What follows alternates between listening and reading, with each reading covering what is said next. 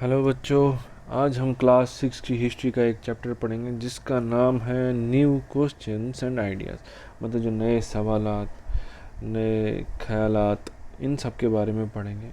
ये किसके बारे में है, कैसे है, किन को सवालों की बात है, किन ख्यालातों की बात है, इन सब के बारे में।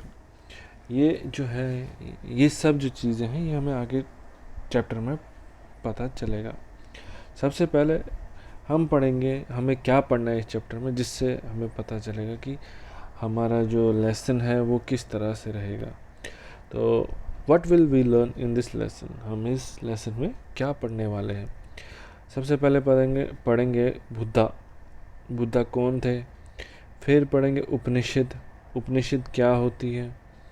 जैनिज़्म यानी जो जैन जो मज़हब है वो क्या होता है। फिर संघ और मोनेस्ट्रीज। ये कुछ मेन टॉपिक्स हैं जिन मैं आपको ओवरव्यू दे रहा हूँ कि एक हिसाब से कि हम ये सब पढ़ने वाले हैं, एक एक करके सब पढ़ेंगे। तो सबसे पहले the story of the Buddha. जो बुद्धा थे, भगवान, जिनको भगवान बुद्ध कहते थे, उनकी कहानी क्या है एक्चुअल में, तो वो कौन थे उसके बारे में पढ़ेंगे। Siddhartha Gautama, the founder of Buddhism, was born as Kshatriya in the Sakaya Ghana in 6th century BCE in Kapilavastu in Nepal. Siddharth Gautam यानी जो जिनको गौतम बुद्ध भी कहा जाता है, तो जिन्होंने बौद्ध धर्म का मतलब जो बौद्ध धर्म के फाउंडर थे, जिन्होंने बौद्ध धर्म को एक हिसाब से कि जिसने इस बौद्ध धर्म को बनाया है, जो बौद्ध मज़हब है इसको बनाया है। तो वो क्या थे, वो क्षत्रिय थे। क्षत्रिय आपको यहाँ पे है क्षत्रिय। क्षत्रिय का मतलब है वो पहले क्या होता था, क्षत्रिय उनको कहते थे जो मिलिट्री में जाते थे, फौज में जाते थे, उनको क्षत्रिय बोलते। तो वो उस फैमिली को बिलोंग करते थे, उस फैमिली से थे जो कहाँ पे सकाया गाना एक जगह है, कहाँ पे, नेपाल में। और ये छठी शताब्दी में पैदा हुए थे, सेंचुरी में, 6th सेंचुरी। आज तो 21st सेंचुरी चल रही है, मतलब आज से करीब करीब, तो ये 21वीं शताब्दी, 21 आज जो है 21वीं शताब्दी है और ये 6वीं शताब्दी की बात है। तो मतलब 2100 साल आज, मतलब अगर देखा जाए 2100 साल, तो 600 जो साल चल रहा था उस टाइम पे वो पैदा हुए थे। He was a young man with he left with the comfort of his home and wandered in search of true knowledge, meditating and meeting famous thinkers.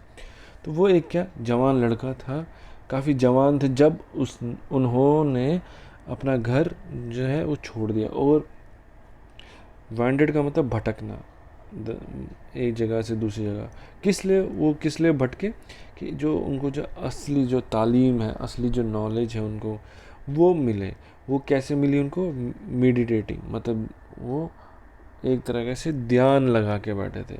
मतलब जैसे बड़े बड़े लोग आंखें बंद करके एक तरीके से मीडिएट किया उन्होंने, ठीक है। और वो काफ़ी जो फेमस थिंकर्स, यानी जो वो थिंकर्स का मतलब हो गया जो उस टाइम पे जो मशहूर जो दानेश्वर लोग थे उस टाइम पे, उनसे मिला, ताकि उन्हें क्या है, सच के बारे में पता चले, असल जो ज़िंदगी है उसके बारे में पता चले। He finally settled under a peepal tree in Bodh Gaya and vowed to meditate until he achieved enlightenment. वो आखिरकार में क्या, एक पीपल के पेड़ के नीचे बैठे, जो कहाँ पे, बोध गया।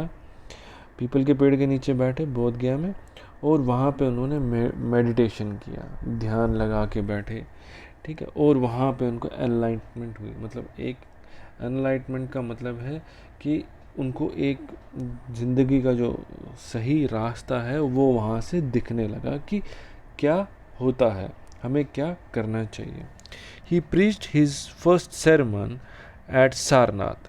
वो प्रीस्ट का मतलब यहाँ पे sermon मतलब कि रिलीजियस लेक्चर यानी कोई मजहबी जो तालीम कोई देता है, वो पहली बार इन्होंने दिया कहाँ पे, सारनाथ में, near Varanasi, and then spent his life traveling on foot and preaching his dharma to the common people. उन्होंने बाद में क्या किया, जब उन्होंने दिया कि पहला अपना जो लेक्चर दिया मज़हब से अपना मतलब लोगों को बताया कि इस मज़हब को फॉलो करो, इस मज़हब में ऐसा ऐसा है, आपको इसके बारे में जितनी भी बातें थी वो बताई। और उन्होंने क्या किया उसके बाद, अपनी जो सारी ज़िंदगी है पैदल गुजारी, मतलब जहाँ भी वो सफ़र करते थे वो पैदल चलते थे और लोगों को अपने जो मज़हब के बारे में बताना शुरू किया ताकि लोग उसको जान सके। ही डाइड एट कुशीनारा, एक जगह है वहाँ पे कुशीनारा, वहाँ पे उनकी मौत होगी। 80 साल माना कहते हैं कि 80 साल की उम्र थी जब उनकी मौत हुई और उन्हें पता था कि मेरी मौत कब आ रही है। ठीक। The Buddha taught the people that life is full of suffering which is caused by our cravings and desire. जो बुद्धा थे वो उनको बुद्धा इसलिए कहा जाता, पहले तो ये बता दूं आपको, बुद्धा उनको इसलिए कहा जाता क्योंकि बुद्धा का मतलब है वाइज मैन। वाइज मैन मतलब इसको अगर उर्दू में बोलेंगे जो दाना आदमी हो, जो चालाक हो, जो समझदार हो, चालाक नहीं अगर कह सकते, समझदार जो होगा, दानेश्वर जिसको बोलते हैं। तो इसलिए जो उनका नाम पड़ गया था गौतम बुद्धा। ठीक है। तो वो क्या कहते थे कि जो आम जो ज़िंदगी हम लाइफ है, हमारी ज़िंदगी जो है वो काफ़ी मुश्किल भरी है, मुश्किल में काफ़ी उसमें दुख दर्द है। ठीक है। जो किसकी वजह से होता है, जो हमारी जो ख्वाहिशें होती हैं, जो हमारी ज़रूरतें होती हैं उनकी वजह से। जैसे कि वो कहने का मतलब कि किसी को होता है कि हमारे पास बड़ी बड़ी गाड़ियाँ होनी चाहिए, हमारे पास बड़े बड़े बंगले होने चाहिए, मैं दुनिया का सबसे अमीर आदमी होना चाहिए। तो जब वो इंसान को नहीं मिलता है तो वो फिर दुख आता है उसे कि हाँ मुझे ये चीज़ नहीं मिला। ठीक है। तो वैसे वैसे वो लेक्चर्स देते थे ताकि लोगों को समझा सके कि ज़िंदगी इतनी मतलब दुख भरी है। He describes human greed as tanha और the thirst to have more. तो वो लोगों को वो बताते थे कि जो इंसान की जो लालच है, ग्रीड जिसको बोलता है लालच, वो क्यों है कि वो ये है कि उसको जितना मिले उतना कम है। वो चाहता है कि उनको अगर उसको कुछ मिल गया वो कहता है काश मेरे पास थोड़ा और होता। तो ये उसका लालच है, इंसान का लालच। And teach moderation to overcome this greed. और वो इसके बारे में बताते थे कि कैसे इस जो लालच से है इससे कैसे बाहर निकल पाए। He taught people to be kind to other humans and animals. और उन्होंने लोगों को बताया कि कैसे आप बाकी इंसानों के साथ या जानवरों के साथ काइंड रहे, यानी मेहरबान आप रह सकते हैं। मतलब किसी के ऊपर थोड़ी मेहरबानी करें, मतलब बड़े नरम मिजाज के होने चाहिए, किसी से लड़ाई झगड़ा नहीं। And he believe that the result of good and bad actions effect us in current and future lifes. और वो इस बात पे विश्वास करते हैं, भरोसा मानते थे कि जो हम आज करेंगे वो आज नहीं तो कल हमारी ही ज़िंदगी पे असर पड़ेगा। उसका असर चाहे अच्छा हो चाहे बुरा करेंगे चाहे अच्छा करेंगे, वो उसका जो असर है हमारी ही ज़िंदगी पे पड़ेगा, या तो आज या तो आने वाले वक्त में।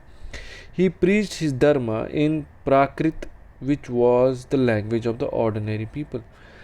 वो जो धर्मा मतलब कि जो किसी इंसान का जो फ़र्ज़ है वो क्या है, और वो किस में एक लैंग्वेज थी। जैसे उर्दू एक लैंग्वेज है, कश्मीरी एक लैंग्वेज है, हिंदी एक लैंग्वेज है, वैसे ही उस टाइम पे एक प्राकृत लैंग्वेज चलती थी जो संस्कृत से निकाली है। संस्कृत एक लैंग्वेज जहाँ से निकली है, वो उस लैंग्वेज में जो आम लोग थे, ताकि जो आम लोग हैं उनको पता चले उसके बारे में। आम लैंग्वेज जो थी उस टाइम पे प्राकृत, उसमें समझाते थे। तो ये एक स्टोरी थी बुद्धा की, एक ओवरव्यू उन्होंने कैसा किया। आगे हम पढ़ेंगे इनके बारे में अगले वीडियो में। फ़िलहाल के लिए इतना ही। Thank you.